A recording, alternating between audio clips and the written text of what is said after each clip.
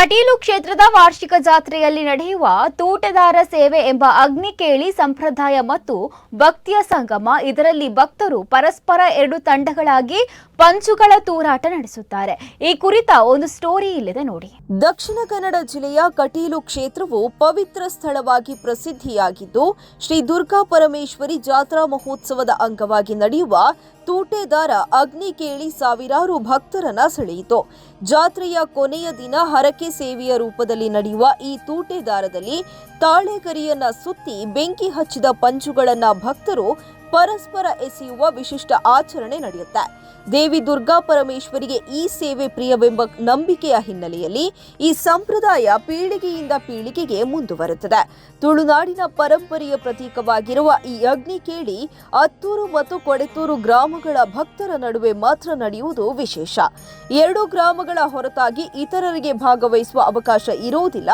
ತೂಟೆದಾರದಲ್ಲಿ ಭಾಗವಹಿಸುವ ಭಕ್ತರು ಧ್ವಜಾರೋಹಣದ ದಿನದಿಂದಲೇ ವ್ರತ ಆಚರಿಸುತ್ತಾರೆ.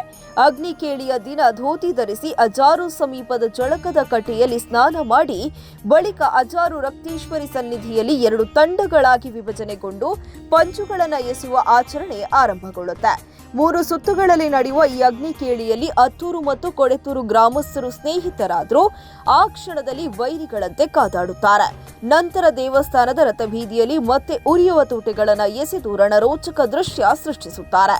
ಕಾದಾಟ ಅತಿರೇಕಕ್ಕೆ ಹೋಗದಂತೆ ಗ್ರಾಮ ಹಿರಿಯರು ನಿಯಂತ್ರಣ ವಹಿಸುತ್ತಾರೆ. ಈ ಆಚರಣೆಯ ಹಿಂದೆ ಧಾರ್ಮಿಕ ನಂಬಿಕೆಯೂ ಇದೆ. ಅರುಣಾಸುರನನ್ನ ಸಂಹರಿಸಿದ ಬಳಿಕ ದೇವಿಯನ್ನ ಅಗ್ನಿಯಿಂದ ಸ್ವಾಗತಿಸಿದ ಸಂಕೇತವಾಗಿ ತೂಟೆದಾರ ನಡೆಯುತ್ತೆ ಎಂಬ ಪ್ರತೀತಿ ಇದೆ. ಅಗ್ನಿಕೇಳಿಯಲ್ಲಿ ಭಾಗವಹಿಸುವವರಿಗೆ ದೇವಸ್ಥಾನದಿಂದ ಕುಂಕುಮ ಮತ್ತು ಹೂಗಳನ್ನು ನೀಡಲಾಗುತ್ತೆ. ಭಾಗವಹಿಸುವವರು ದೇಹಕ್ಕೆ ಕುಂಕುಮ ಲೇಪಿಸಿಕೊಂಡು ತಲೆಗೆ ಹೂ ಧರಿಸುವುದು ವಿಶೇಷ.